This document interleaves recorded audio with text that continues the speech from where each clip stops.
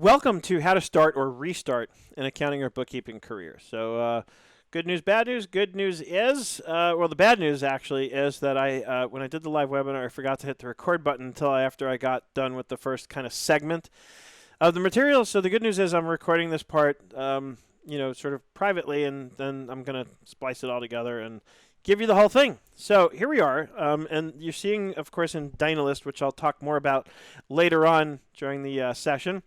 It's the app I use to present this material, to write up the outline, but you'll see later on in the hour, which ended up being more like an hour and a half, that I'll even talk about how you can use this tool, Dynalist, the same tool I'm using for the material, for the content, can also easily be used to manage your accounting or bookkeeping practice, especially at the beginning where you don't have a big budget for lots of fancy apps. And even if you do, this is a really cool tool that doesn't cost anything or cost very little. The pro version of this, which you don't need, but if you're like me and you like the extra bells and whistles, it's like $50 a year. It's nothing, right? Anyway, so we're going to jump right in here, and we're going to start off simple, right? If I'm starting or restarting my accounting or bookkeeping practice, and by the way, that's who this is really geared towards. I realize the title might have led some people to believe that this is applicable even if you're working for a firm and starting your actual accounting career. I'm sure you'll get some useful information out of this, but this is really focused on people who are actually running their own accounting or bookkeeping practice. So I apologize if I misled anyone in any way. It wasn't intentional, I promise. And so when we're starting out, we want to start simple, right? We have one job to do, right? In the beginning, I have literally one job to do. I'm going to click in here and drill it in, and you're going to get your first client. That's your first job. And somebody when they signed up asked this question specifically is, how do you know when your client ready? And my answer simply is, as soon as you've decided that you want to get your first client as an accounting or bookkeeping professional, then you are client ready. Now, even if you have no experience, I know that's your question, but wait, I don't have any experience. How can I take on my first client? And the answer is, and I'm going to clarify and qualify all of this, so bear with me, but you're going to learn on that first client. You're going to get that first client, and you're going to learn on that first client, right? And so you don't have an experience. Maybe you've taken a course like my Bulletproof Bookkeeping course with QuickBooks Online. That's certainly how you can begin to get experience, because that course teaches you from A to Z how to do everything. And I purposely priced it with lifetime access as opposed to a subscription, so that once you've paid for it, it's like having a book on a shelf. Anytime you need something, you pull it down. So if while you're working on that first client, you realize it's time to set up customers and you don't know how to set up customers, well, there's a lesson for that, right? And that's the other thing about that course, is I broke it down in such a way that you can go through it sequentially and learn the bookkeeping with QuickBooks Online from A to Z, but you can also refer back. It's broken down into a lot of fairly short lessons so that you can go back to the specific thing that you need when you need it. Okay, so you definitely want that, and I'm going to talk more about resources in a minute. But the bottom line is, you're going to charge lower fees because you have no experience. You would not charge what I'm going to charge if somebody walks in my door and says, I need you to do my bookkeeping for me, right? You're simply going to charge less because you don't have the experience, and quite frankly and honestly, you're not going to have the confidence that I have. It took me, 20 years to get to the place where I am now, which includes having a lot more confidence than I did 20 years ago, guaranteed. Right? Now, some people go as far as to suggest doing the work for free. Okay, I see that in Facebook groups a lot. I don't like this idea. I don't like the idea at all, actually. I think, and we're going to come back to this part on be honest, but here's why I don't like the idea, is that even with no experience, your dedication and willingness to learn, to do the work, to make sure that you do get the job done and do a good job for the client, that's worth something. So you charge less, but you charge something, right? There's still value in what you're doing. And that's where you get back to this part about being honest, right? Don't try and convince a client that you have all this experience when you don't. Most clients will appreciate it if you're honest and upfront with them and you say, look, I don't have a lot of experience. I'm just starting out just like you are as a small business. And I'm willing to work for you and fly under the radar on the fees and charge you much less than what most people would charge you. And in exchange, I'm going to learn on you. And you can even, and we discussed this in the live webinar, so I was so mad at myself that I forgot to hit the record button. There was some really good stuff in this part that we discussed, where the bottom line is, you can even say to them, look, I don't have the experience, but I have resources that I can access. So bottom line is, I'm not going to get stumped on anything. The worst that might happen is I may have to tell you that I need to go check on something. and then I go back to my resource, and it could be my Bulletproof Bookkeeping course, or it could be my 97 and Up program, or it could be any number of other resources that other people offer out there. Just make sure it's a resource you can trust. Just make sure it's a resource that's based on somebody who has actual experience doing this. There are people, frankly, that are out there teaching for 20 years but haven't had a client of their own in 20 years. I still have clients today. I feel like I would be, sort of, I don't want to say lying to people, but like I always like to say, you never want my opinions on everything, but if I've had the experience, you're welcome to it. It's how I make sure I continue to have the experience, is by making sure that I've always had clients. And these days, I've actually been more actively growing the consulting side of my business, which is where I take on clients and do the bookkeeping for them. So be honest with the client. Let them know, hey, I'm new at this, but I have the resources lined up so that I'll have no problem doing the job and doing it well. I might be a little slower. Right? That's one thing you can say. And I think most people will really appreciate that honesty, and they'll get on board. And if somebody actually responds and says, sorry, I need somebody more experienced, then let them go. They've probably done you a favor. You have to sort of question it too, that somebody's looking for a bargain on the bookkeeping work, but then they want somebody very experienced. It's not going to happen, right? They'll likely even come back to you because they'll remember when they realize that it's either too expensive to go to somebody else, or they'll get somebody who's not honest with them, realize it, and they'll come back to you and say, you know what, that honesty is more valuable than any quality or level of work anybody's going to do. And that's the fact. So you build a mutually beneficial relationship with the client by being honest with them. You charge less, they get affordable bookkeeping, and they still get a solid set of books. And here's how you're going to do it, right? I already touched on it, talking about the resources. But the bottom line is, and what you have to recognize is that now you have a responsibility. You've made a commitment to them. So even if you're coming at this from a place of, hey, you know what, I know how to balance a checkbook, so I can probably do bookkeeping. And we make fun of that a lot in the industry, but the truth is, everybody has to start somewhere. The key is that you have to be willing to go well beyond that and really learn how to get and keep and do the books for these clients. You have to learn to protect the client, right? So in effect, you've made a promise that you're going to learn on them, which means you have to learn. You have to make that commitment, right? And learn and not guess. And dare I say, learn to keep not just a good set of books, but a bulletproof set of books. And in other words, you have to make sure you have the right resources at your disposal, right? And I mentioned on this, but now I'll expand on it, as you can see on my screen. I love my 97 and Up and Bulletproof Bookkeeping programs for this, because the Bulletproof Bookkeeping course is not just a course. It comes with a whole community, and the bottom line is you can ask questions and be very specific. So you could say, hey, I have a client and I'm running into such and such, and here's what I need to learn how to do. And I'll get you the answer specifically. If you're in 97 and Up, you're tapping into a whole mastermind group that will help you get those answers. So you're not just going to get my perspective, you're going to get maybe 10 other people's perspectives, right? So I love that, because I believe, and this is why I built these programs the way I did, is I wanted to make sure that they would be able to serve as exactly this kind of resource, as a living, breathing resource that you can tap into and say, and bottom line, never get stuck on anything, right? Never have to lose the client, because there's always going to be somebody you can defer to who's got the experience you need, who can show you how to do what you need to learn how to do. And it might even require at times to hire somebody. In our live session, Mariette Martinez talked about this, that at one point she recalls that she hired me for one-on-one with a new client that she had. She was honest with the client. She said, I'm going to hire this guy, Seth. He's an expert in the field. And they agreed to pay for, a couple of hours of my time. So I logged in remotely with them, and I helped her to help them. Everybody wins. The client, probably couldn't have afforded to pay me directly. They had Mariette, and she was smart enough to tap into a resource. So that exactly illustrates what I'm talking about. And of course, I'd love you to join my programs, but I'm going to be honest here and say there's plenty of programs out there besides mine. So you have to find the one that works right for you. Obviously, I would love to have you in my world, right? You're not going to get the best answers in Facebook groups, and the problem with Facebook, and don't get me wrong, there's a lot of really good and smart people in the Facebook groups. I like to think I'm one of them. But if you don't know who that is who's giving you that guidance, you can't know for sure if that guidance is solid or valid, or if it's misguided, right? So whether you use mine or someone else's resources, the most important thing is that you can get that direct and prompt and specific help and get the context that you need, right?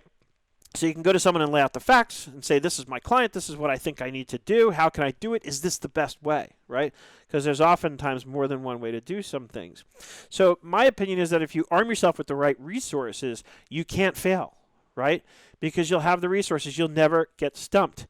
And it doesn't mean that you won't stumble and fall sometimes, but it goes back to the honesty I mentioned above. As long as you're very brutally honest with people about where you're at, I don't think you'll have a problem. I think that goes a lot further with clients than anything else, is that them knowing that they can trust you, right? And that's where the honesty comes in. My abundant experience with this is that, if you're honest with your clients, they'll appreciate it and they'll be patient with you. Okay. I still have a CPA that I defer to. He's the same guy I deferred to when I got started years ago for answers. I need him a lot less often than I did before, right? And the kinds of questions that I ask him are very different today. Years ago, I asked him much more elementary questions. Today, they're questions about much more sophisticated things. I will never be one to say I know everything. In fact, the second you say that you know everything, you've just lost your ability to remain teachable, which means it's impossible to grow. And that's usually the beginning of the end for anybody in anything, right? We always have to be humble enough to recognize that we can always learn more. So again, I need my guy a lot less often, and the nature of what I inquire with him about has definitely evolved, but I still go to him. I still have a mentor. I still have somebody that I look up to and that I defer to for answers when I need them, right? So you have to find somebody like that. Maybe it's me. Maybe it's somebody else. Doesn't matter. Well, again, it matters to me. I'm not going to lie and say it doesn't matter to me. I would love for it to be me. But even if it's somebody else, just make sure it's somebody experienced. Just make sure it's somebody whose experience you trust, right? Like I said before, you never want my opinions on anything, but if I've had the experience, you're welcome to it, okay? And like I said, that when it comes back to the transactions, there's often many ways to record something, but you don't want just any way. You want the best way. Right? You want the best way, and you need to understand why it's the best way, because the time's going to come when a client is going to ask you about it, and you're going to have to explain it to them in terms that they can understand, because more than likely, they're not accountants. So you have to have that deep a level of understanding of what you're doing. And I give the example a lot that the problem, if you go into this as somebody, like I described before, who's just thinking, well, I can balance a checkbook, so I can probably figure out bookkeeping, it should be easy. It's fine to start there, but you can't plan on ending there, because the time will come when you get out of year one with your first client and you run their P&L, or they run their P&L, and they see that there's $150,000 net income, but they don't have nearly that much in the bank, and they're going to be expecting you to be able to explain that to them. And if your basis on how you do bookkeeping is based on the fact that you know how to balance a checkbook, you will not know how to answer that question. I can guarantee it. And so having this foundation, having the resources that will help you build that foundation so you can go well beyond just knowing how to balance a checkbook is what you're going to need to stay in this game. And that's the key. So it's all about lining up the resources. Get that first client, line up the resources, make sure you can never be stumped, because even though you don't know a lot yet, you're going to have the people who you can lean on to get the answers, right? And even when you think you know how to record something, it never hurts to ask somebody to take a look and ask, is this the best way, right? I give the example all the time, and I've seen this a lot over the years, which is why I often think of it and use it as the example, is that if you're looking to write off bad debt, which if you're that new and you don't know what that means, if your client has a customer who's not going to pay them and they say, you know what, just write off their balance, I'm not going to collect it, it's not worth chasing them, whatever, you can do that by creating a discount and applying the discount to their invoice. The numbers will be right, but it's the wrong way. And there's a reason why it's a terrible way, actually, because later on when you're looking back at it, it's going to tell the wrong story. A discount is something I do with a client I'm happy with. When I write off bad debt, it should be reflected in the way that I write off that transaction that this was a flake. This was a client who didn't pay us. They're a deadbeat, whatever you want to call it, right? And then the bottom line is, over time, in a short time actually, you're going to start to build confidence, and then you can charge higher rates. And what you can do is you can charge those higher rates only on new clients coming in. You're not going to sort of screw over your clients who worked with you in the beginning. Leave them at those lower rates. Start increasing your rates on new clients coming in. And eventually, as time goes on, you'll feel more confident to go back to those original clients and say, hey, look, I got to increase the rates. I didn't have the experience before. Now I do. I know what I'm doing. I've been working hard. I've got you a really good, solid set of books. I followed through on the commitment I made. I've learned, right? But now I need you to help me, again, by helping me keep you up to par with the other clients I have, because, time goes on, cost of living, whatever you want to call it. Bottom line is I need to increase my rates. And you're not going to do it on them probably until after at least 1 or 2 years of working with them, right? And the big fear usually is, and we'll talk more about pricing in a few minutes as we get further into the hour, but the the big fear about raising rates on existing clients is the client may say, forget it, I can't afford to pay you that, and then they go, right? So the bottom line is, if you do it the way I'm suggesting, you don't have to worry about that, because by the time you go back to those original clients and propose that you have to increase the rates, if they're not willing to go along with that, you'll be okay letting them go. In fact, you'll embrace the idea, because it means, first of all, it means that they don't value what you've learned to be able to do for them.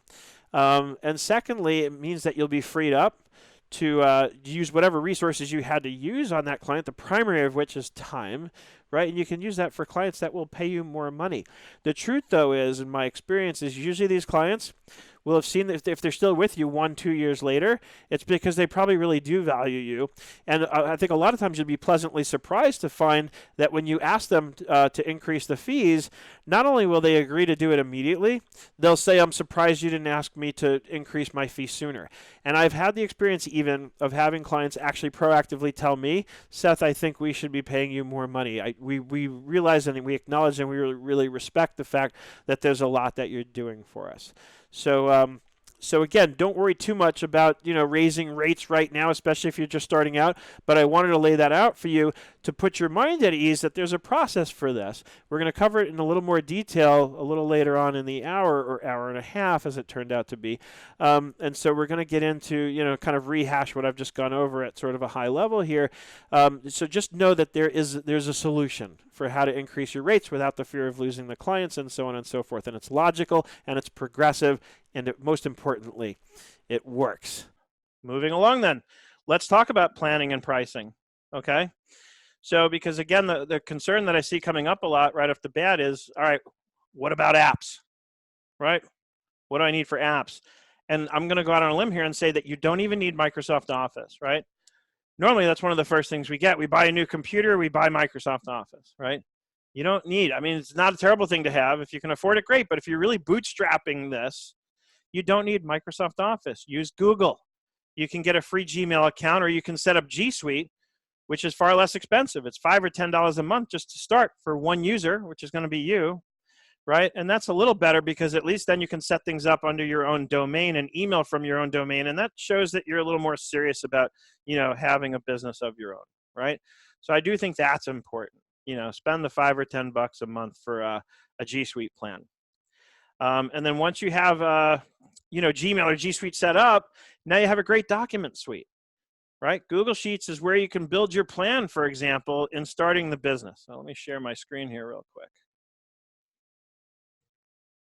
Hey, Seth, does Microsoft like the online version, does it have because I don't know, and I don't know Matt's on, but does it have like one of those for $5-10 you can set up the domain, like all the stuff that we do for G Suite? Is it the same idea or no? I don't think it has domain management. It's just the Office suite. So you can It's just Office the 360. Suite. Yeah, you have Office 365. You have Excel and Word in the cloud and all that. And it's good. It's gotten better. But my opinion is that Google is still much better on collaboration. Yeah. Okay. Thanks. Okay. And I just glanced in the chat. Somebody's asking about the link for 97 Up Info. I'm going to send you everything in the follow-up, which I'll send, within an hour or so of the end of the webinar. I'll make sure you've got everything you need. Okay, so you don't need Microsoft Office. I'm going to show you an example of something, because, and I'm purposely showing this to you, and I need to reshare my screen before I forget. I'm going to show you this is done in Google Sheets, right? I'm drinking my own Kool-Aid here. Okay, and when you're starting out, this is one of the first things you're going to want to do in terms of planning, right? And we do a much more detailed version of this in 97 and up, but just to start out and just to give you some ideas, my goal here, I can only do so much in an hour webinar, but I want to get the juices flowing. I want to get you thinking, right? And I want to stress that right here and now, that my goal is not for you to take this exactly and carbon copy it. It's more looking at this as a reference guide, and I'm going to give you links to access this, and you can make a copy of it so you have your own editable version. But I want to get your juices flowing and get you at least thinking, right? So we have what you see is just like a sample kind of pricing table, right? I've given you some ideas. You'll need to fill in some of the blanks in between. On the left, you'll describe the different services you'll offer. And I'm just, again, using simple language. Usually you see 3 plans, right? And I got small, medium, and large. But notice the order that it's in. Most people do this the other way around. but a while back, I read an ebook from an expert on pricing who talked about how there's an important psychology to this, an important reason why you actually want to put the more expensive plan first, right? And the least expensive plan all the way to the right, so you'll put like a version of this on your website. And it's a lot of it's psychology. It's really framing. So if you have this really expensive plan here, it just makes this look incredibly cheap. They don't want the cheapest one. The expensive one is often too expensive, and that's exactly where you want them, is right in the middle. That's your sweet spot, right? That's generally where you want all your clients. I'm going to show you kind of an example of that or a variation on it in another second. But this is just to get your juices flowing on how to start building a plan and how to start thinking in terms of what your pricing might look like. What are you going to charge, right? And anybody who knows me knows I am now dead set against doing anything hourly, right? You really need to do flat fees. And here's the main reason why. If I'm getting more and more efficient because I'm in the cloud and I'm using all of these apps so I can get the same work done in a fraction of the time, if I'm charging by the hour, I'm losing my shirt on that. The client's going to benefit. The client's getting a better rate as a result of me getting better at my job, right? Which is backwards, right? If you think of yourself as an employee for a minute, what happens when you get better at your job? You get a raise and a promotion, right?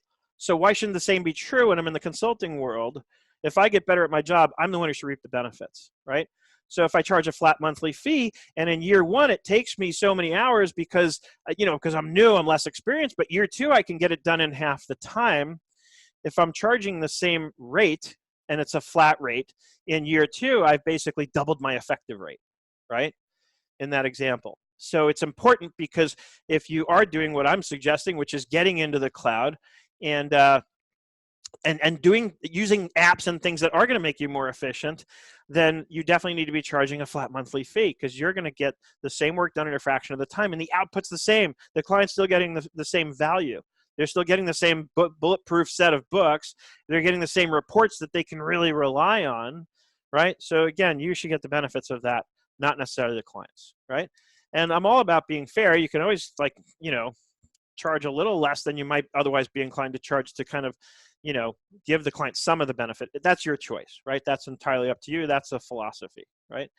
But the next tab I want to show you in this Excel sheet is something that, it comes under the heading of something I heard recently that I felt really put it well, which was this guy. I was talking to this guy in a Facebook group about, like, in my website, I use a platform called Kajabi. All my sales, all my income just about now runs through the website. And one of the first things I see when I log into my website's backend every day is a dashboard that shows me my 30-day average sales figure.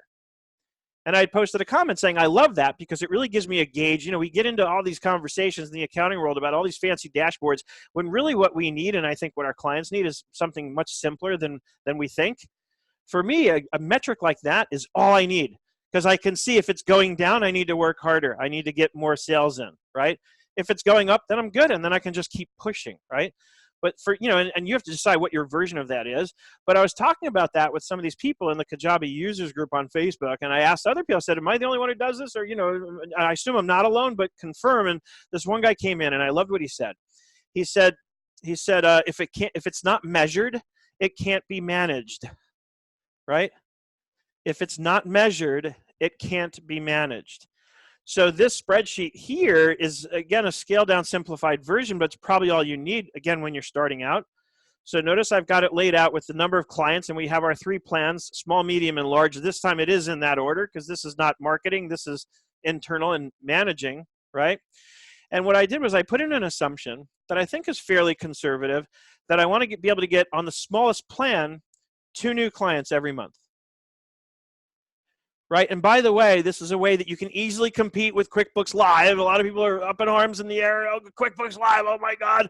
You can charge $250 a month, which is half what they're charging, and you can deliver a better service. Very, very, very easy to compete with QuickBooks Live.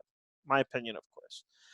And then notice in the medium plan, I'm assuming if we're just kind of starting as the benchmark for January of the coming year, right? So we're going to start in month 1. And I have one, my first client, hopefully I can get by then. And then I'm adding, it's just a simple formula I wrote that adds 2 clients every month, okay? Notice in the medium plan, I don't even start a medium level client until, more than halfway into the following year. Now, it's not necessarily going to fall out this way. Again, this is just the planning piece. And so I just want to be clear that, I did say that this was the sweet spot. This is where you want most people, but especially in the beginning, and especially because, quite frankly, your confidence won't be there, you're more than likely going to stack clients at the lowest level. And that's fine. It's good even, because what hopefully you can start to do at some point is start converting small clients into medium clients, right? And that's important. I'm going to talk a little bit more about that in a few more minutes, because I want to talk about, when we get into marketing and how to get new clients and, bigger picture, how to get more sales.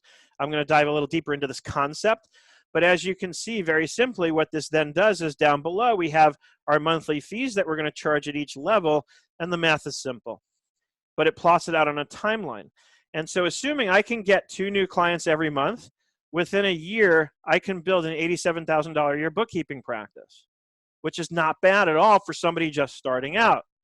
Now, again, I don't know if these results are going to be typical or not. It just seems like it's easy enough, I think, to get 2 new clients a month. Maybe I'm wrong. A lot of that's going to depend on you and what you do. And like I said, we are going to talk about, the marketing piece, in terms of, now that I have the plan, how do I make this plan come to life? Well, by getting new clients. So again, I'm going to talk about that. I see some Q&A in the Zoom Q&A. So Melissa asked, the Bulletproof Bookkeeping course and 97 at Mastermind Group software specific, will I be able to garner the majority of the benefits if I'm on Xero? So I'm not going to lie, we do focus on QuickBooks Online in terms of the course related content, but in our weekly calls, if somebody wants to, we haven't really done much on Xero. We do have one person in our midst who's an expert on Zoho books, actually. And so we talked about that one day and we looked at it. So we're not, we're sort of product agnostic in terms of what you can do. You can join the program, come onto a call, and anything you request that we schedule, I'll pretty much schedule, unless there's a really good reason why I don't think it's something we should do, but I've yet to come across that. So if you want to come in and talk about Xero and how to do something in Xero, we can absolutely talk about it. I do have the experience with Xero. I ultimately just made my own decision in my own firm that I like QuickBooks Online better, and so I'm sticking with that. Right? And there's a scalability factor in terms of building my own practice where I said, I'd rather have one product and stick with that product rather than trying to figure out who's trained in which product and who can take on this client. It's just easier for me. And you might make that same decision, but do it with Xero, which is fine. I respect it, to each his own or to each her own. So yes, we can talk about Xero, but any of the course content that I'm producing these days is going to use QuickBooks Online. So somebody asked me about Bulletproof Bookkeeping. Could they use it and still learn, and still apply the knowledge to using Xero? And the answer is yes. In some places, it might be a bit of a stretch. There's certain things that definitely aren't consistent between the two. The concept is the same. Accounting is accounting, right? But for example, one of the reasons I did ultimately choose QBO over Xero was I like QBO's reporting much better. Xero's reporting is going to be very different. So the lessons I do, I have a whole section in the Bulletproof Bookkeeping course on reports. That's all about QuickBooks Online and how I lay out a certain series of reports that I send out on a regular basis to each client. And I love the fact that QBO lets you automate the sending of those reports on a schedule, which I don't know if Xero does that. Last time I checked, which admittedly was a long time ago, no other product that I knew of gave you that ability to send out reports automatically on a schedule. So that's my 2 cents or 10 cents worth on that. And Melissa says, thank you. I'm moving from QuickBooks Desktop to the cloud, and I'm planning on using Xero. Want to utilize both. Okay. So that was, am I reading the same question again? Okay. Never mind. Sorry. Okay, and then of course, going back to this, so you have, without having to spend a dime or spending very little if you go the G Suite route, you have access to Google Sheets. And Google Sheets is great because it's a spreadsheet in the cloud, and of course, you also have their document suite. So if I go docs.new in Chrome, that's one of my little nuggets, by the way. In Chrome, you can type docs.new, and I have a brand new document. If I want a new spreadsheet, I can type sheets.new. And any kind of Google document that you would want to create can be created that way. Each, I forget what it is for, what's their equivalent to PowerPoint now? I can't think of it. Slides, right? So slides.new, I think, is the command for that. It's just slick because it's all working in the cloud. There it is, slides.new. And then Google Forms is brilliant. And there's no Microsoft Office equivalent of Google Forms, is there? I don't think there is. Anyone? I'm seeing some heads shaking now. So Yes, there is. It's called Forms, actually, Microsoft Forms. is it? And does it come with like when you install Microsoft Office, it's there? Yep, it's there. And Okay. you know what? And they also do the domain too. They do with the do Office domain 365. management? Yep. Okay. All right. Then I stand corrected. I haven't looked at Microsoft in a while because I've been so sort of sold on Google for so long. Yeah. So the point being that, and I don't know what Office 365 even costs these days. Maybe it's comparable, right? Bottom line, if you're really a Microsoft fan, then you can do all this with Microsoft. You just need Office 365, right? I had somebody share an Office 365 document with me not long ago, and I could see that the collaboration was getting close to Google, but I still felt that Google's was a little more seamless still. But again, choose what you're comfortable with. I recently read an article because now if you follow this stuff, like on Forbes and Inc. and other places, Microsoft Teams is really working head to head to compete with Slack. I use Slack. And Gene Marks recently wrote an article sort of comparing the two, and he heads it off by saying, the answer is going to be easier than you think. And he sums it up by saying, the bottom line is, if you're all in with Microsoft, then you're going to use Teams. If you're anyone else, you're going to use Slack. That's the bottom line. And that made total sense to me. Anyway, so for very little money, if any, you can get started and have a suite of Office documents to manage things in your business. And of course, when you're managing documents like this in Google Drive, then you have Google Drive, right? Notice when I click on the title of my document, it shows me the folder that it's in, right? And I can actually click on this and go right into that folder, right? And there's my other spreadsheet with the coupons that I'm going to show you in a little while, right? So Google Docs, the actual document format, docs.new, is where you can write up notes if you have client meetings, what have you. And I'm going to show you another app that you can do the same thing with as well, that you might like better for that purpose, okay? So bottom line, planning and pricing, you have to have a plan. If it can't be measured, then it can't be managed, right? So you need a way to measure what you're doing. And you can get started practically for free on this and have everything you need to run your practice, keep track of whatever you need to keep track of between Google Sheets and Google Documents. I think right off the bat, that's all you need as a start. Or if you do the Microsoft thing, then you have Word and Excel and all that good stuff. Okay, any questions on this before I move on to the next section? All right, the next section is kind of the fun part. We're going to talk about marketing and how to get new clients. And a lot of people asked about this when they registered. So this is where we definitely want to pay attention. Let me just open up my notes here and check in on the chat. So Josh says, I use Office 365 and it seems like Google integrates much better in my opinion. That's how I've felt. All right, anyway. Marketing, how to get new clients. There's 3 ways to increase sales. I'm going to bring my notes up right onto your screen so you can see this. Okay? There's 3 ways to increase sales, right? We get into these sort of windy conversations about how do I increase sales? How do I get more clients? How do I do this? There's 3 ways to increase sales, okay? I'm going to give them to you right now. This makes the webinar worth its weight in gold, okay? You can either get new clients, or if you already have some clients, you can raise your prices, right? But here's the most important one, I think, is you can increase the number of times a client buys from you.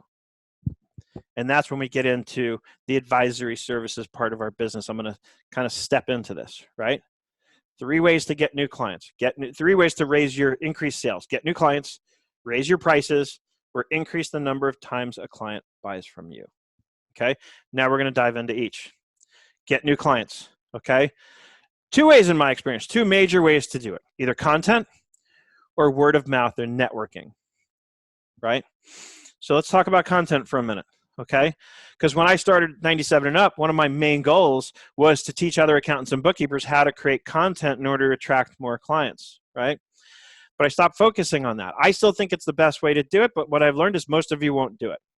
because either you don't feel like you have the time, or you're afraid to turn on the camera, or you think you're not a good writer. Any number of reasons which could easily be overcome, just like we were talking about with the lack of experience in bookkeeping, by actually just getting experience doing it, right? If you just kind of do what Mariette does and just turn the damn camera on and go, right? Right? You'll get more comfortable with it. The first blog post you write might be crap, but it's okay because it's your first one. It's supposed to be crap, right? I have professional writers that I'm friendly with, and I love hearing it, frankly, but they remark to me because they get my weekly email that I send out, and more often as time has gone on, they remark at how much better my writing has gotten. Not because I'm a wonderful natural-born writer. It's because I did something called practice. And if you ever look up the word practice in the dictionary, as with many words, there's a few definitions, but the one that really stands out to me the most is that it means to do something over and over and over again. And that's how you'll get better at anything that you want to set your mind to getting better at, is practice it. So write your first post.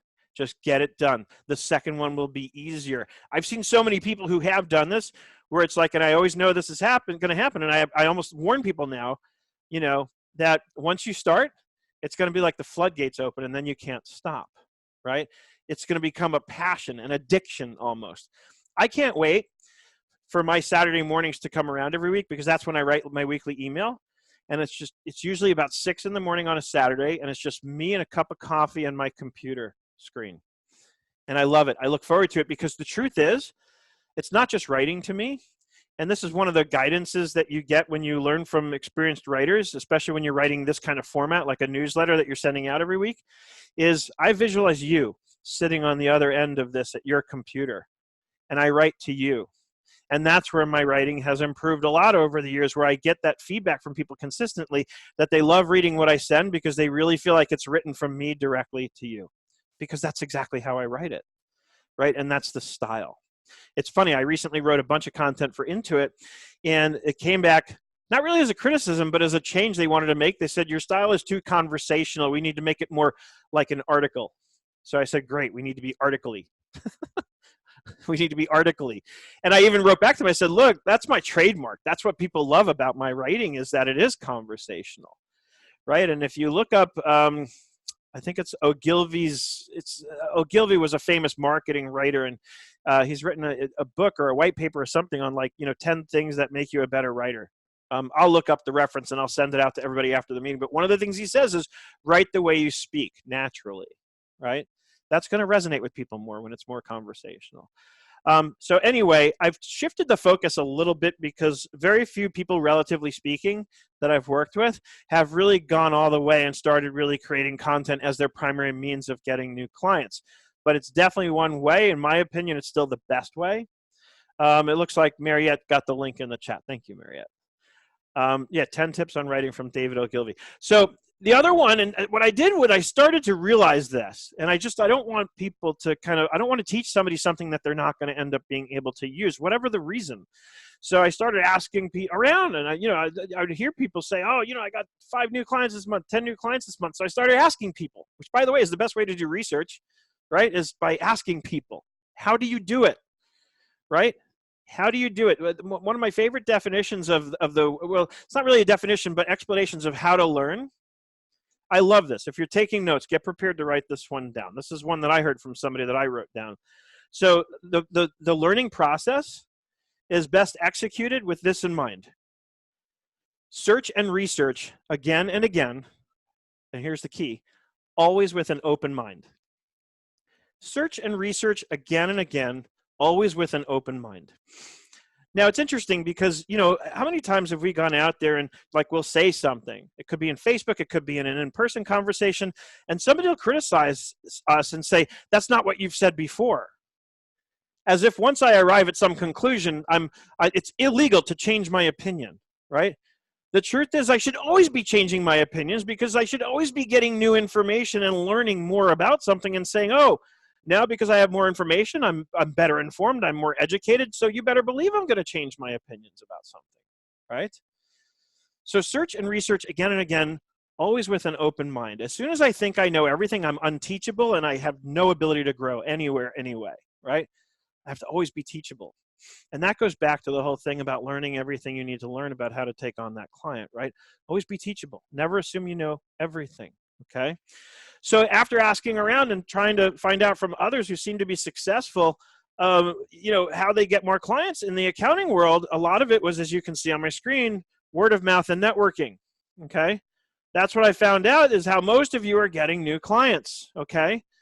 But there's a difference between waiting for referrals to fall on your lap and actually going out there and getting them if that's what you're going to do. Now, the first thing, especially for those of you who are brand new and you may not have a big network of people, is, and you can see the notes on my screen, and I'm going to share all this with you. The first thing you do is start telling absolutely everyone about your new venture. Hey, I'm starting a new bookkeeping business, right? And then the key is, the second thing you have to do, and this is where you have to pay attention, because you have to ask everybody a simple question, but the wording of this is really important. It matters, okay? Do you know anyone who can use some bookkeeping help? Notice it doesn't ask, do you need some bookkeeping help? That's the key distinction. It asks, do you know anyone? Now, if you ask them that question and they happen to need bookkeeping help, of course they're going to think of themselves. But more importantly, the way this is worded, and again, there's a lot of psychology to this stuff. In the moment, they very possibly might say, no, but I'll keep you in mind. But you know how it happens, especially with social media being what it is, and we're all constantly talking to so many people all the time. There's a good probability, especially when we're talking about bookkeeping and accounting, which is a basic need of every single business ever. There's a good chance that shortly after that moment, somebody's going to ask that person or maybe make a comment about how they need a new bookkeeper or something, and they're going to think of you. Because you just recently asked them, did they know of anybody who can use some bookkeeping help, right?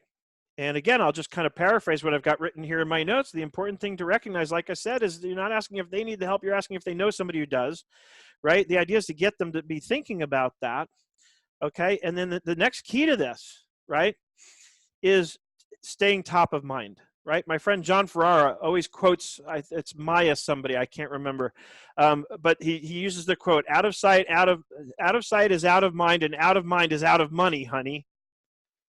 I love that expression. We have to stay top of mind with people, right? Out of sight, out of mind, and out of mind is out of money, honey. So how do we stay top of mind? Simpler than you think. The best ideas often are. Ready for the answer? Remember what KIT stands for? I used to hear this a lot as a kid. I haven't heard it in years. Who can tell me what KIT stands for? Keep in touch. Thank you. Keep in touch, right? Always. Okay. Keep in touch with people. And don't worry, I'm going to go on and explain how, because I know some of you are like, yeah, great, Seth. Tell me something I don't know, right? Well, the first thing you can do is you can certainly email people on a regular basis. Believe it or not, email is still the most effective way to develop and nurture relationships when it's done right, right? And by done right means you don't send out a weekly email slamming coupon codes down people's throats. You send an email like I do, encouraging thought-provoking ideas and getting people to think about things. What I usually try to do when I sit and write my weekly email, and Marriott's clarified, thank you, Marriott, in the chat, it's a Mae West quote, is out of sight is out of mind, and out of mind is out of money, honey. The emails that I send out, those of you who get them, I'm sure can attest to this, they're not salesy emails. I basically share with you what I've learned this week. That's really what it comes down to. Is it something I've learned this week? Sometimes it's my bizarre thoughts that pop into my head while I'm swimming laps at the gym, right? And behind a moment I had that made me literally laugh out loud underwater, I wrote a newsletter a few weeks ago called Swimming with Mittens. Some of you might have read it. Okay? So email them. And if they're local, invite them out to coffee. You don't need to sell them anything. That's not the point. You invite them out to coffee, just talk shop, just enjoy. The point is to develop and nurture relationships with people. And now we're going to talk about now we have mentioned apps because we talked about Google Suite and all that. But the best app on the planet for this, my opinion, of course, is Nimble CRM. Okay, and I have a partner link. If you want to check out Nimble, please use that. They'll give me credit for sending you, and I can give you a coupon code that will get you, I think, 40% off the first 3 months if you do decide to use it. Okay, Nimble makes it easy to see all your correspondence with a contact, as well as manage all the other information about them. It's one of the reasons I love Nimble. Frankly, it helps you cyberstalk people. And then we're going to talk about formalizing the referral process, right? Make it easy for people to refer clients to you. Give them a form that they can either fill out or give to the people that they're referring and let them fill it out, right? And then you get notified when the prospect's filled out the form, okay? And then you'll get the notification, so you'll be notified, and it's important the first minute that you can to get back to the person. The faster you get back to a prospect on their first touch, the first time they've reached out to you, the more likely it is that you'll get the business. I can't tell you how many times I get back to people super fast, and they're not expecting that from me. Most people expect that I'm very busy, but I prioritize that stuff. And so I get back to people sometimes within minutes, and they not only are they surprised that somebody got back to them so quickly, but they're surprised it's actually me, and they're flattered by that. But then they sign up because they're excited. Now they're excited to work with me because they realize that I'm real, that I'm authentic, that I'm not full of you know what. I'm not just a salesperson, right? It dramatically increases the likelihood of you getting the client if you respond to them at the first possible minute. The only time I won't respond to them right away is if I'm in a one-on-one with somebody, and it would be rude to that person, of course, to respond in that moment. So I want to quickly show you my Airtable referral system, right? And there's other ways. Again, Airtable costs money. If you have G Suite, you can use Google Forms and do the exact same thing. But what I love about this is the power that Airtable gives you, where I can kind of organize the follow-ups and things. But and this I can carbon copy. So if Marriott calls me up after today's webinar and says, hey, Seth, I want to start referring clients to you. You know, how can we do this? All I have to do is come in here and duplicate this base and then invite Marriott. And actually, I don't even have to invite her. All I then need to do is go over to this view, which is a form, and give her the share link. So now Marriott has her own unique place to send people or to key in the information for the people she wants to refer to me.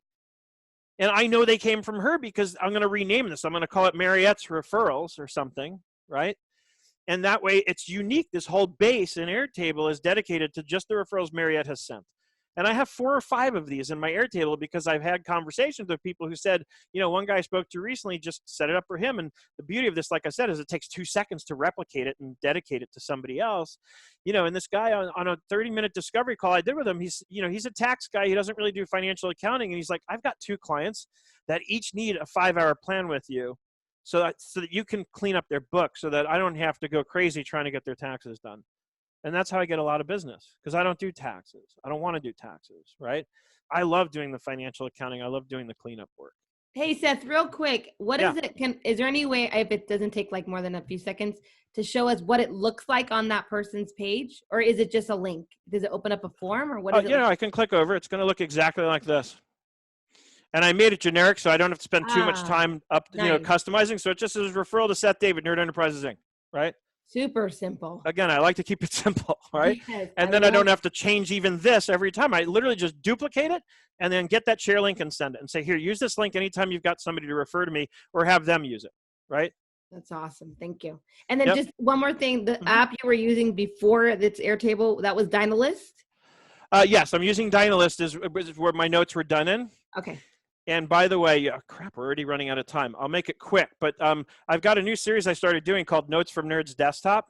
And one of the ones I just did, this is the first week of it, is it's called Use Dynalist to Outline Content. So I'll share the link with everybody, because that was kind of one of the other points, and I'm going to get into this in a minute. I got to get into the practice management part quickly here.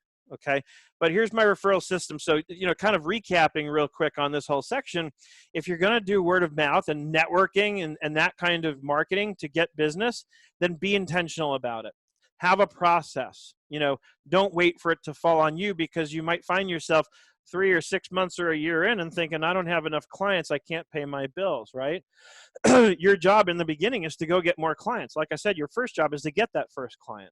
Right now, you got to manage the clients, but you have to always be working to get more clients.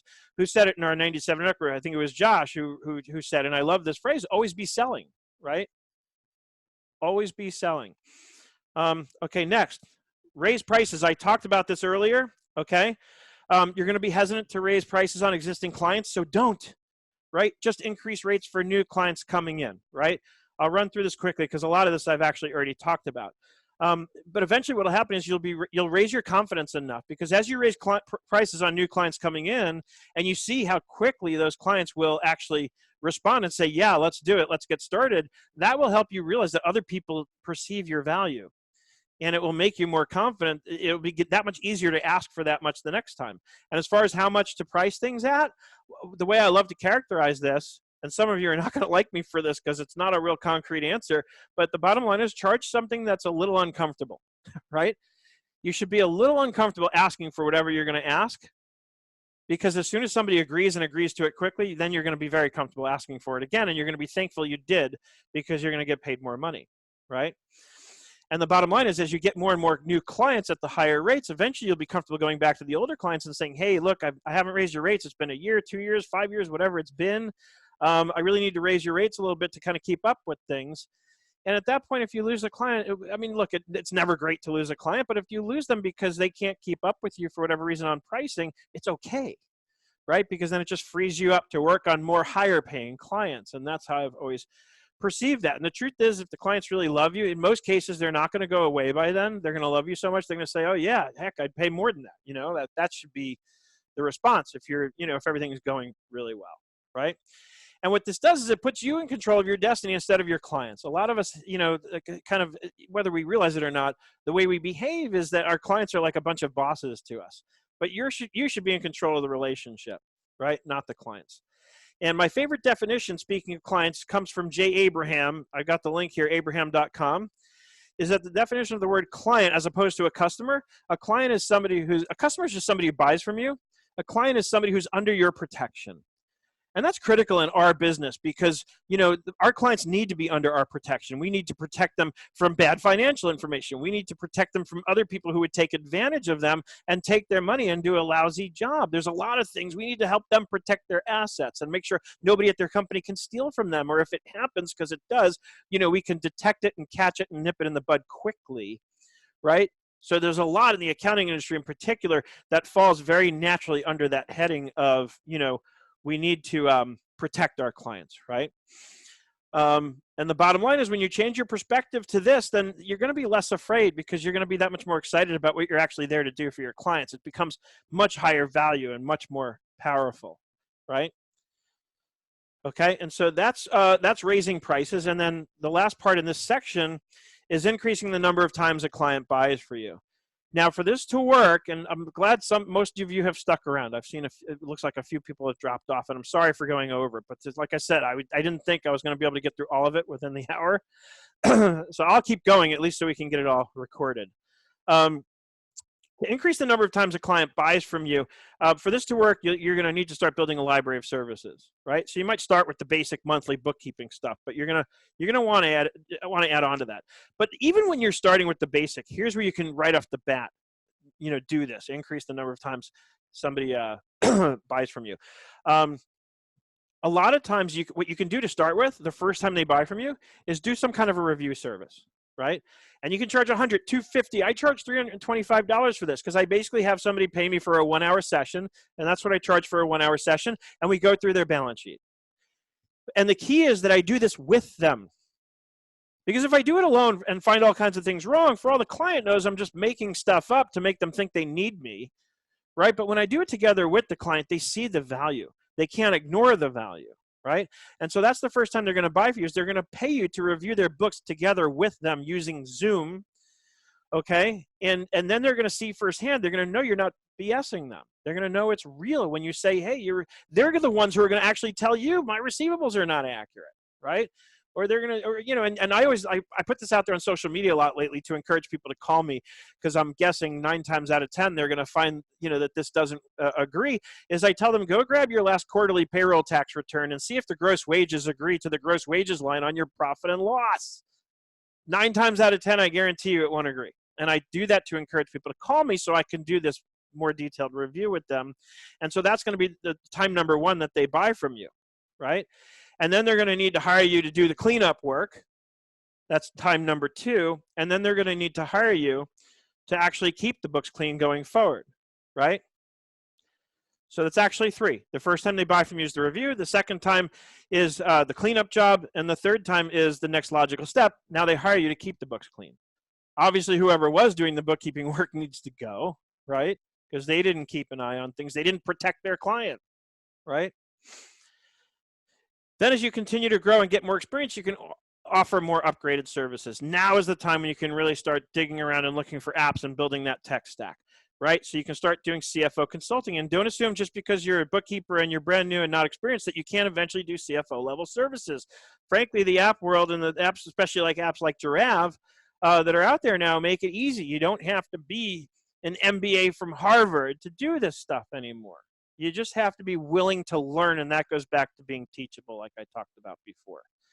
Okay, so we can start doing cash flow projections. Giraffe is the app for that, and we can start adding on analytics. My favorite app for that these days is Chata.ai, right, for getting analytics. It will use natural language to query the QuickBooks Online data. It works with 02, and you can get really good, very visual charts and dashboards with information that your client can look at a glance and understand what's going on with their business. And then the third thing I'll mention here on services, you add on services, is if you're looking to protect your client and you're doing cash flow projections with a client, a really good service to add on to all that is loan packaging services. And Fundira is the perfect app for that. They literally just last week relaunched their partner program. I heard from Meredith at Fundira, who I've known for 100 years. She's amazing. And she said, hey, we just kind of redid our whole partner program. So I haven't even had a chance to look at it yet. I know that in the old program, you got 1% of any loans that funded. And it's funny, one of my clients went on, didn't even tell me, and he got a $100,000 line of credit. And the only reason I knew, which is funny because you would think my client would let me know that we have a new line of credit that needs to be added into the books. But all of a sudden, I get a check from Fundira for $1,000. And I'm like, what's this? And I look at the details, and I go to my client. I'm like, so you got a new line of credit? Were you going to tell me? But I guess he had put my information in as the person who referred him to Fundira. It's a nice way to build another stream of income. But more importantly, it's another way to protect your client, because the best time to get a loan is when you don't need the loan, right? That's when you'll get the most favorable terms on your loan. And so you want to try and line up a line of credit for a client so that they have money available. They have access to cash should an opportunity arise when they need it, right? Because if they don't have access to cash, they're going to very possibly miss opportunities. So again, it's another way that you can offer your clients protection by making sure that they're positioned to be able to take advantage of opportunities when they come up. Any questions? Seth, there are a couple of questions in the chat, and the most recent one was from JC. What is a price range for the review process?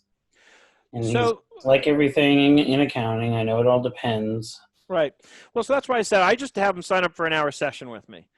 And in an hour, I can usually whip through the balance sheet, and that's all I need to really do is get through the balance sheet, because I'm not fixing anything in that session. I'm just going through, and I'll show them their bank account balances, and I'll say, are these reconciled?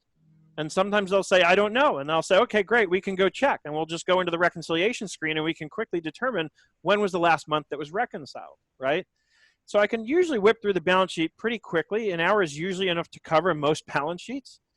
And like you said, JC, it is subjective. I charge $325 for that because that's what I charge for an hour. If you're newer, less experienced, what have you, you're going to charge something a lot less. Maybe you charge $100, right? But charge something. Don't do it for free. Actually, I take that back. You could even potentially do it for free. I read actually from Jay Abraham, speaking of him again recently, where he talked about, you remember those music clubs that we used to join? This is going to date me a little bit, where they would send you like 10 cassette tapes for a penny or whatever it was. They were taking a big loss on that because they knew they were going to sign you up, and over the long haul, you were going to pay. So maybe you would even do this review for free, as a way to get them in.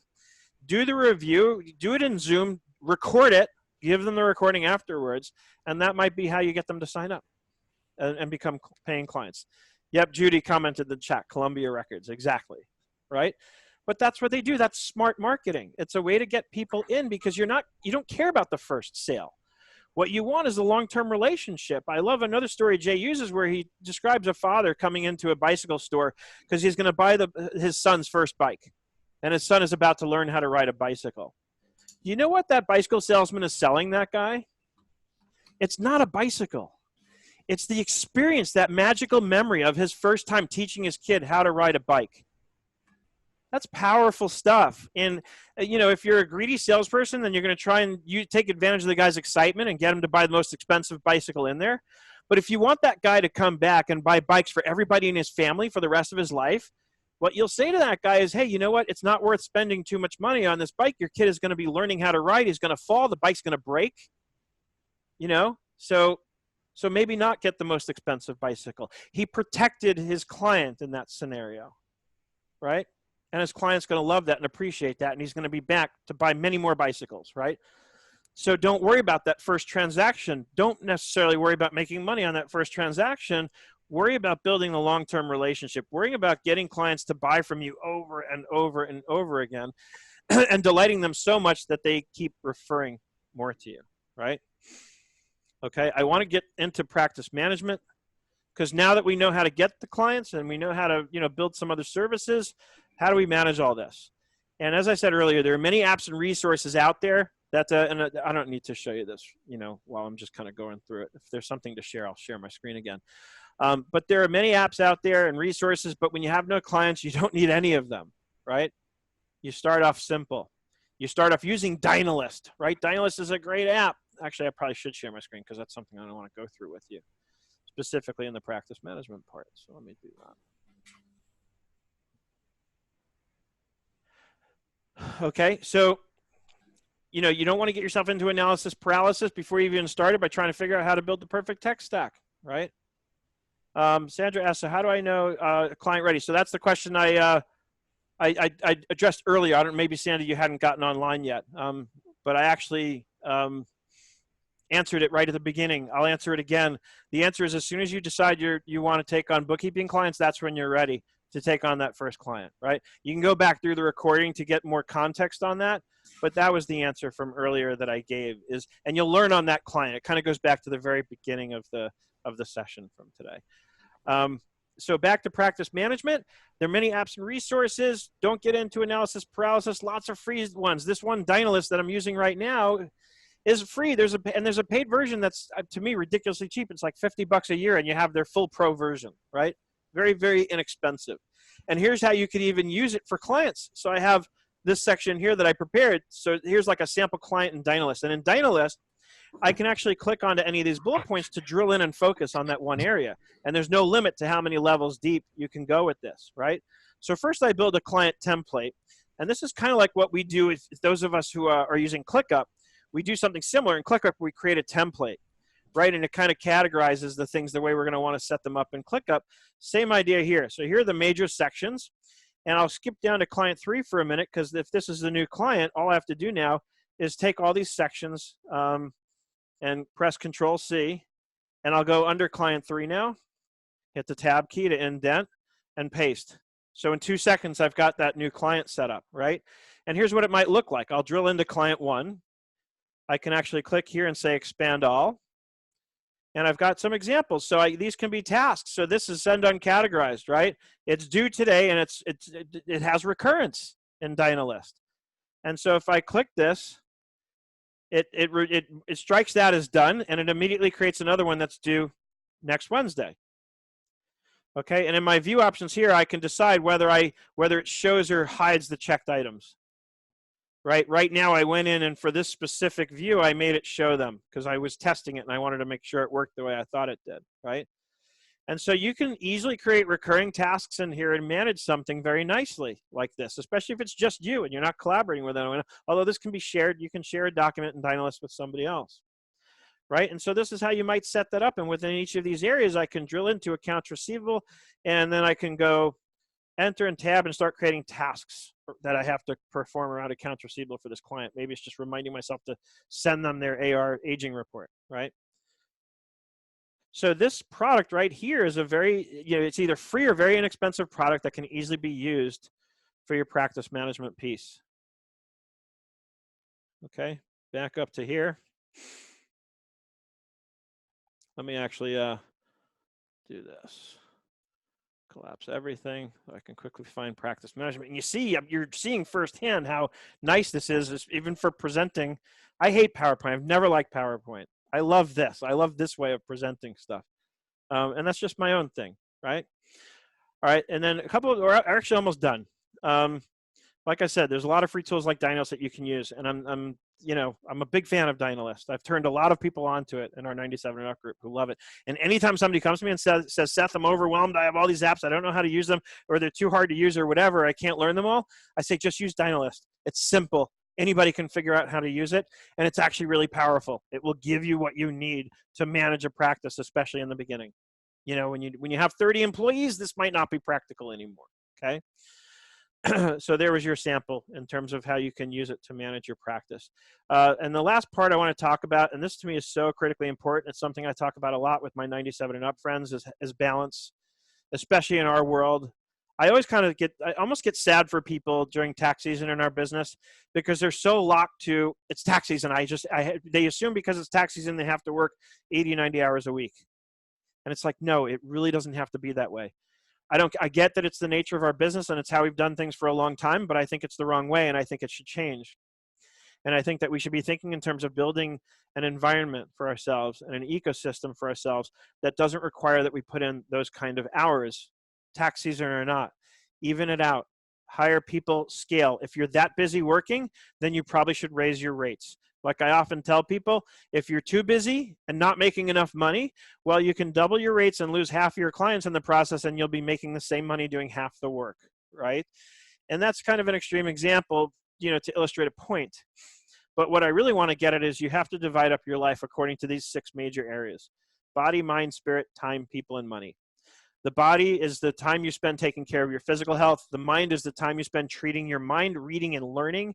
Everything I read about every successful person, from Richard Branson to, whoever, they all read a ton. They all read like a book a week, they say.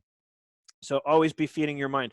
The spiritual part, if you're religiously inclined, great. Then you already have that part of your life probably pretty well set. If you're like me, where I'm not very religious, then the spiritual part for me is just meditating and using, many of you have heard me talk about the app calm.com. And that's what I use, right? The time you spend actually organizing and manage your time. People, the time you spend with the people who are important to you. And that's obviously your personal life as well as colleagues and people that you love to spend time with. You should spend some time managing that and figuring out, I have like once a month, I get together with Matthew Fulton and we invite others to join us at Brent's Deli in Westlake Village, California.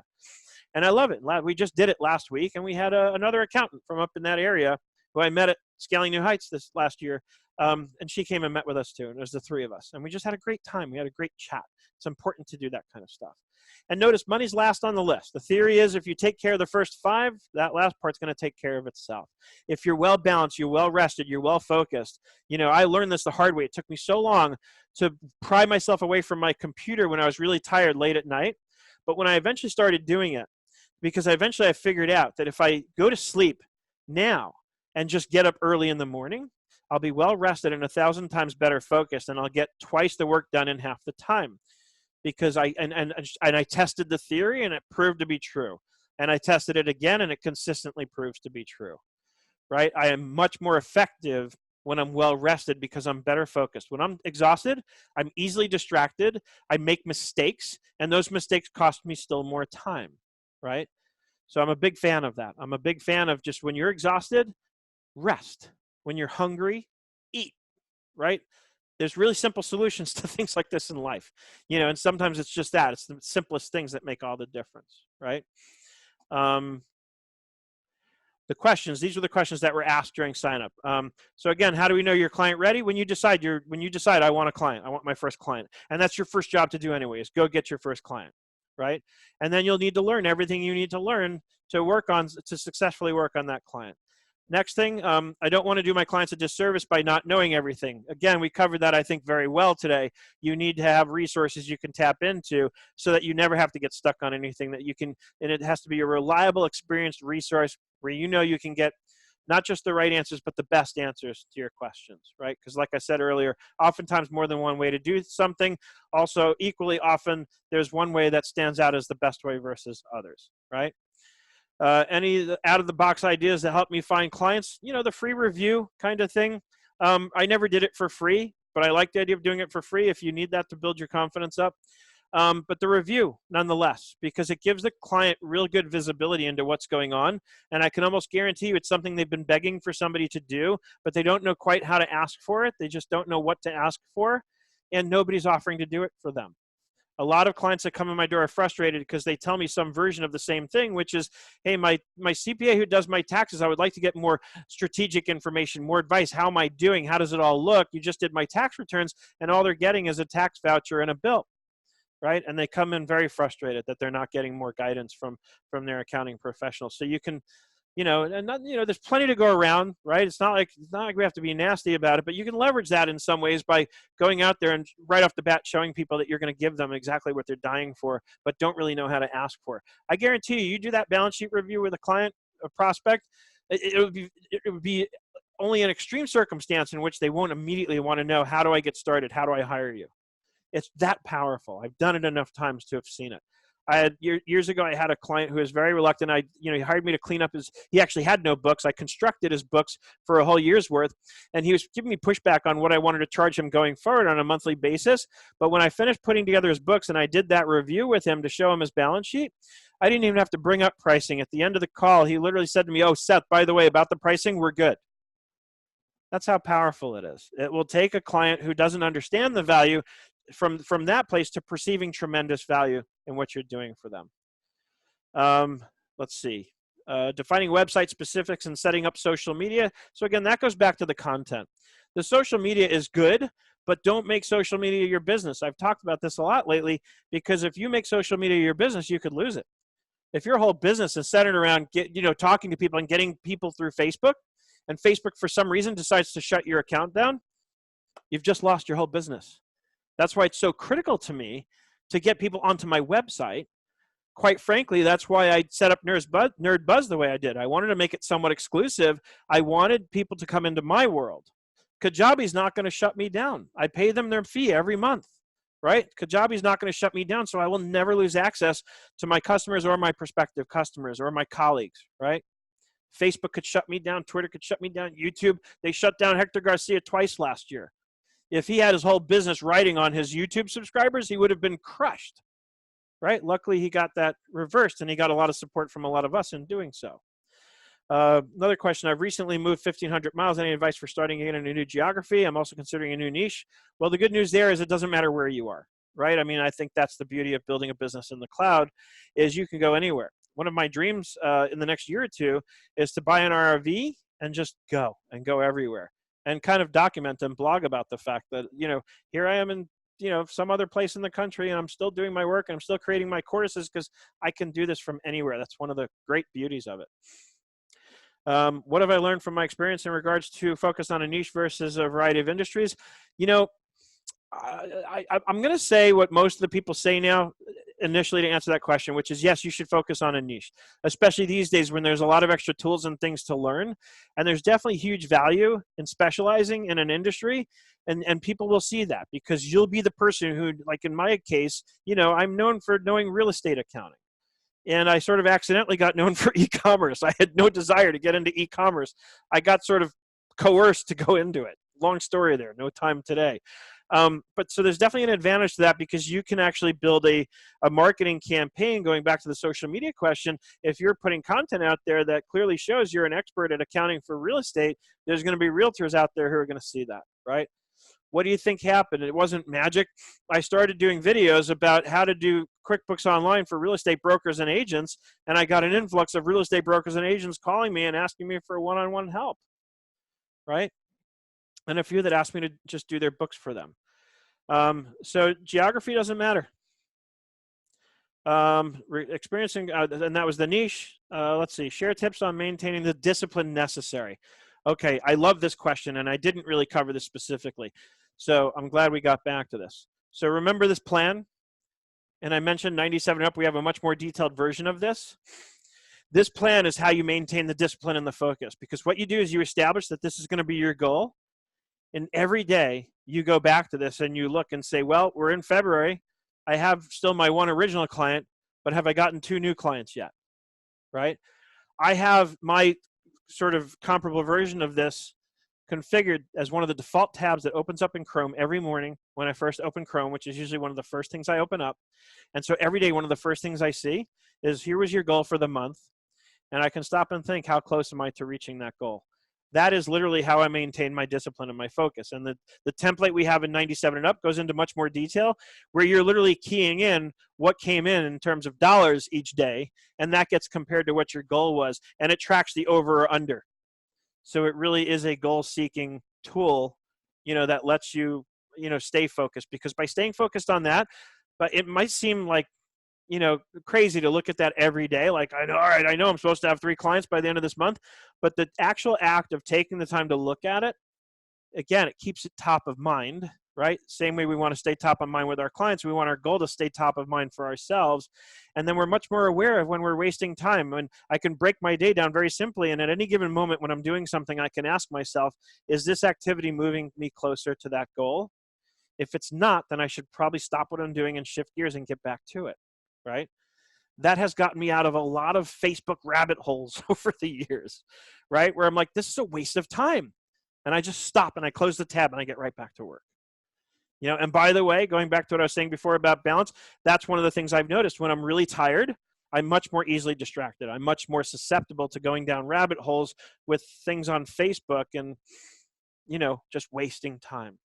So this is how I maintain the discipline. Is like I said earlier, if it's not measured, it can't be managed. So we measure this and then we manage it every single day, right? It should be the first thing you look at every day when you come to your desk in the morning. Okay. So that's how I maintain the discipline. Favorite apps besides QuickBooks? Hard to answer that. It really just depends. I have different favorite apps that do different things, right? I love Dynalist. I love Google Keep. I love Airtable. Airtable is one of my favorite apps right now, because I've just been having a lot of fun lately building stuff in it. It's such a versatile tool. It can be used. I blew Mariette's mind with it recently, right? Because I did my webinar on Airtable, and I remember Mariette's comment. She's like, that's it. My goal is to master Airtable. And that's a lot, because I'm done mastering apps, but I got to master that one now. Oh. It's awesome. How do I set a price on service with zero experience? I think we covered that pretty well. You charge something, you get honest with the client, let them know you're learning on them, and then make sure you've got the resources so you don't let them down. That's what that comes down to. And it goes back to that other question, is how do I prevent from doing my clients a disservice? That all goes hand in hand. So be honest with the client, let them know you're learning on them, but then make sure you enlist the resources, right? Almost there. Marketing tips and tricks that don't cost a lot to get started. Well, I think I gave you a few today. How many people like my Airtable referral system? I think that makes it really good and easy, right? And Airtable costs, but like I said, if you don't want to spend the money on Airtable, then do it in Google Sheets. Same thing. You can create Google Forms and you just make a copy, and the same process, different tool, right? And how to find more clients? Well, hopefully I've given you plenty to think about along those lines already. Seth, I have a question that I think I see a lot. And Sandy, I know she's on here. She was super excited about this today's session. And this is her community. So I think it'd be nice to just cover this really quickly. Mm-hmm. So, and you mentioned, get your first client and all that other stuff that I agree on. But what is your insight and true feedback on the actual education of these bookkeepers? I'm not sure I follow what you're asking exactly. Yeah, well, because you made a joke about it, how you're like, oh yeah, my friend said I can do a checkbook, so I could be a bookkeeper. Like, right. What do you think about that? Because let's be honest, I think that happens a lot in this community too, that you can write, if you think you can balance it, if you think you can balance a checkbook, then you can be a bookkeeper for small business owners. All right. So honest feedback on that. And I guess I think I alluded to this earlier, but I'm happy to clarify. Because it's a very important and fair question. Everybody's got to start somewhere, right? And if you start at it, and I was joking about it before, but let's just be serious about it for a minute. Let's say that's really where somebody's at. You know what? I know how to write a check. I think I can figure out easily enough how to code things. There's a lot of truth to that, right? That part of it is very easy. One of the things I mentioned to sort of qualify why it's not necessarily a good idea to make that the only reason that you want to do bookkeeping is I say, that actually works for a while, because I can, if I can figure out, okay, so if money was spent at Staples, it's probably office supplies, and a lot of it is that kind of stuff, right? Where it's easy enough to learn how to code things, right? Where you're going to get into trouble if you don't enlist the resources to learn more is at the end of the year, as I like to say, when the client's looking at their P&L, and they say, hey, my P&L says I made 150,000, but I only have like 10,000 in the bank. Where'd the money go? If you're coming from that place, and I want to qualify this very clearly, if you're coming from that place and you haven't taken the time to learn, to enlist resources to make sure you can learn as you go, you're dead in the water as soon as they ask you that question. You will not be able to answer that question properly. And you can try and fumble and fake your way through it, and it's going to be very transparent, and you'll probably lose the client, right? You have to be able to answer that question with confidence, and the only way you're going to be able to do that is, so I guess what I'm trying to say is it's fine if you're starting there, as long as you have the kind of conviction I described earlier, where you will be enlisting the resources and you are not going to let that client down. You're going to do everything it takes, even if you have to hire somebody like me to provide you with support and be honest with the client about it and get a little humble and say, I don't know everything, but I know that I don't know everything, so I'm humble enough to know I can enlist somebody's help, right? And that's where I love both of my programs that I have, my main programs right now, which is the Bulletproof Bookkeeping course and the 97 and Up, because both are places where I invite people to come in and ask all the questions you want. Or we've had calls in 97 and Up where somebody said, hey, I have this situation with a client. I'm trying to develop this spreadsheet. And we've actually worked on our members' client spreadsheets for them to help them get the job done, right? So as long as you, and that's why, and I'm not just saying this because it's me, but this is the reason why I built these resources exactly the way I built them, is I wanted them to become resources that people could really use, right?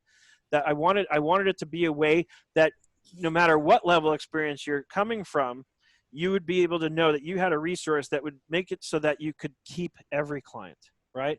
Because collectively we have the experience that we can share now, you know, that whatever you're stumbling on, whatever you're getting into, you can get the answers, right? We can provide that resource. And if I don't have the experience, we just this week, we talked about construction accounting and Notify and QuickBooks Online. I know enough to be dangerous with that stuff. I don't want to get into it. I don't have time for it. So we were discussing this yesterday. I said, I give it to Sarah, right? And yesterday I learned that one of our other members, Jeannie, is an expert with CoConstruct, which is another construction accounting software package that works with QBO. So now I know if for whatever reason that's what somebody needs, then I'm going to send them to her. The bottom line is we have a resource collectively among us where if I don't have the experience you need, I know who does, right? And so that's my answer is you can start out only knowing how to write a check and figuring that you can figure out your way around the bookkeeping.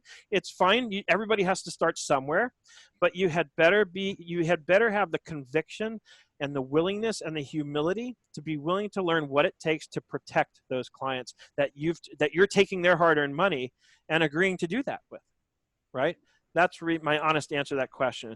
And that goes back to the niche question too, a little bit where, and a lot of people ask this, and I get this, there may come a time, and I believe I reached this point years ago before all this cloud stuff became prevalent, where I said, over the years, I've dug so deeply into the fundamentals of the accounting that I really believe this is true. There are limitations in terms of my desires, but I believe this is true, that you can throw almost any business at me where I've had no experience with it before, and I'll ask you a bunch of questions about the operations of that business, and in my mind, I can think through how the accounting works on that. That's how I learned how to do accounting for real estate, is literally that way. Asking a lot of questions. I sat down and had met for coffee with a guy who'd written a book on how to use QuickBooks Desktop for property management. I picked his brain. By the time I walked away from that coffee meeting, I had the knowledge I needed to get started. I had the concept basically down.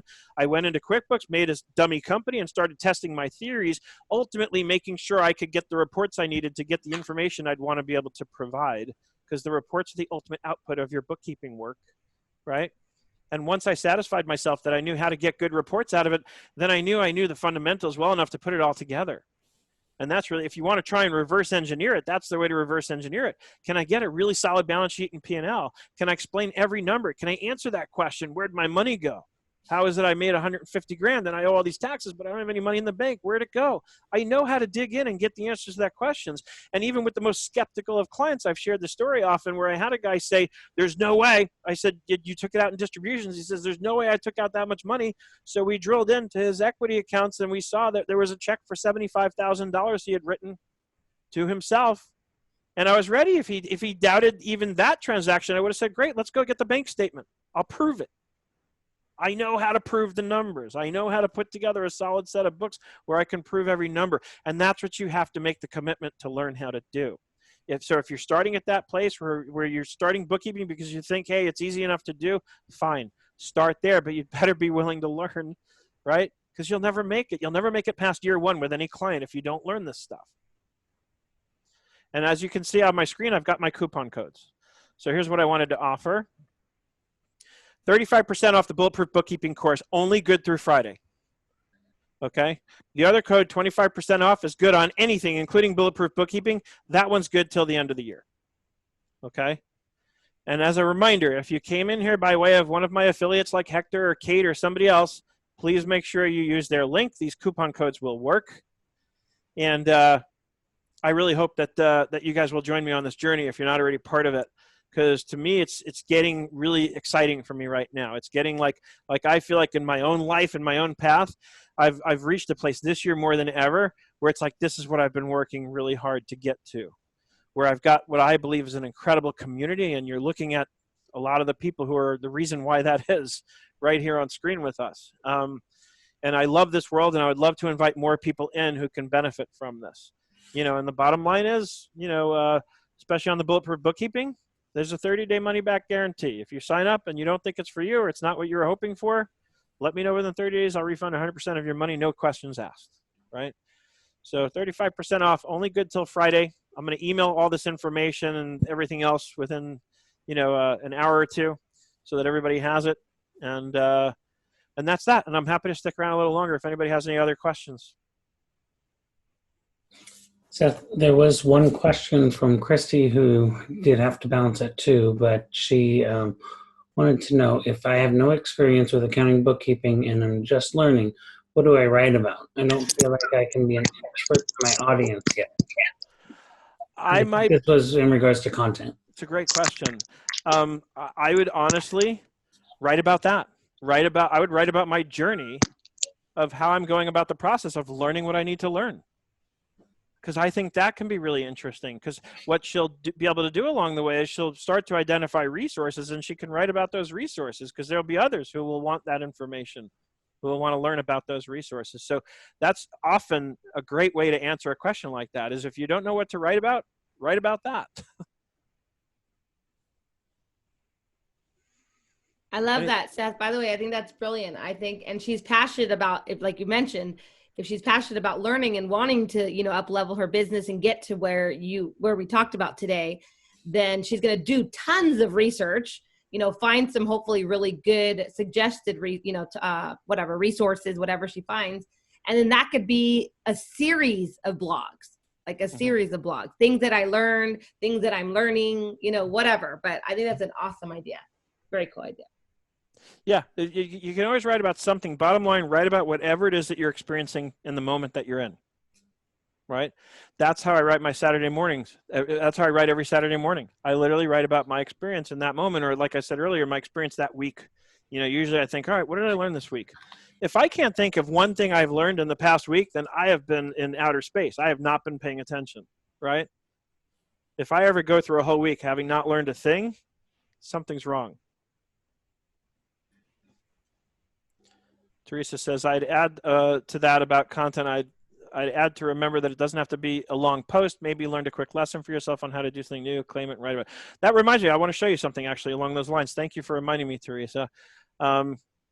Here's something I did recently in Google Keep, because I've been honestly racking my brains a little bit about how I really want to use Instagram. I think it's here. Google Keep, for some reason, always takes a minute to load. Once it loads, it's good. It's not here. Hold on. Where did it go? Well, if only there were some quick way to search in Google.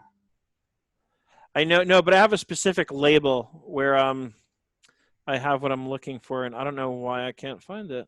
And on that point, as you're looking for it, whoever mentioned that's so true. Like, for instance, in my case, I probably wouldn't even write a blog. I do like a series of 5 Facebook Lives on like what I learned today, what I learned after I checked out this resource, like 1-minute little videos. That's all you need. Super simple. Mm-hmm. Oh, it was archived. That's why. Oh, Bulletproof Bookkeeping. Duh. So here's what I started doing for Instagram. First of all, you can put emojis in anything. Did you notice I have emojis in my file names here? Right? Even in the folder name, I have emojis, okay? Use those. They get attention, okay? And so what I do is I started going into Google Keep one week, and I just wrote some content. And you can, so I just write it in Google Keep just to give me a place where I can kind of organize it. You could do the same thing in Dynalist, by the way. And then I just copy and paste this from, I use Google Keep on my desktop, but then all I have to do is go over to my mobile, open the same note, select all, and then go into Instagram and paste it in. And then find a cool image on pexels.com and share it with the image. And I started to do this, and then I got busy, but it got a lot of traction, right? It's a great way. Reconstructing a balance sheet. This week I began a project reconstructing a set of books for a commercial real estate broker. You know what this does? It's real subtle, right? Guess who I'm trying to get, whose attention I'm trying to get in a post like this on Instagram? Commercial real estate brokers, right? And then I just go and explain the challenge, right? There's a very definite structure to how you do this kind of thing. First you say, who's this for? Then you touch on some kind of a pain point, right? Some kind of a problem that you're about to show people how to solve, right? That should be the second thing they see. First, I need to know, is this for me? Second, I need to know, what problem are you about to solve for me, okay? And then what's the solution? You have to build or reconstruct the balance sheet. Great, how do I do that? Well, first, the rest has a way of taking care of itself. You have to understand the business model so you know what to look for, right? And I may not give them the full answer to the question. Remember, this is Instagram. It's short posts. It's the idea is to get people's attention and get them to want to reach out to me to find out more, right? And, you know, a while back, a few years back, Gary Vaynerchuk was saying this a lot, you know, context is everything. This is what I would do on Instagram. This is not what I would post on Facebook. I would post maybe another version of it. You know, what I happen to know that Gary Vee does is actually he first writes some very long form piece of content, and then he takes pieces out of it and puts it out different ways, right? So everything's in the right context. The same, I wouldn't write the same way for Instagram that I do for Facebook. Right? And so there's Teresa saying you can save all that content like I do for your library so you can repurpose it, right? But again, remember, if you're not going to, in other words, don't paste the exact same thing on Facebook that you did on Instagram. It should be written differently. It should be formatted differently because it's a different kind of platform. And you can start there. You don't have to make videos. You can start with something like that. Instagram is definitely one of the hot places to be. And if you really want to know what's trending right now, it's something called TikTok, which is like a 60-second video platform that you do. It's kind of like the new Snapchat, right? Which Snapchat kind of evolved into, people were doing it on Instagram and Facebook with the stories, right? TikTok is the new thing. If you haven't checked it out, check it out. I have it on my mobile app. You'll see lots of cute pet tricks on it right now. But guaranteed, people are going to figure out how to use it for business. They already are. Gary Vaynerchuk's already talking about it. So that's probably going to be the next trend. That's where the youngest kids are hanging out. Those youngest kids are going to be the people who are going to become your customers in a few years, right? Get to know them now. Get them to know you now, right? So any other questions? A little quick nugget about emojis is that you can actually use them in your chart of accounts in QuickBooks Online. Yes, and somebody put it out there on Twitter and made it like it was some brand new thing. It's not. It's just like what I showed you. You can put emojis anywhere because they're characters just like any letter you would type on your keyboard. They're read that way. But yeah, it was funny. Somebody had posted a screenshot how they put a poop emoji on like the Ask My Accountant account, which is very clever and very funny. It's a very funny thing to do. Hey, Seth, this is totally like not part of this, but is there like an emoji like site where you can just find all the emojis and then yeah, Emojipedia. No, okay, you got to show. But so if you just Google finger pointing emoji, you'll get a ton of them. The Emojipedia is the one I use. So you can get the right pointing and you can get the left pointing. Emojipedia. Yep.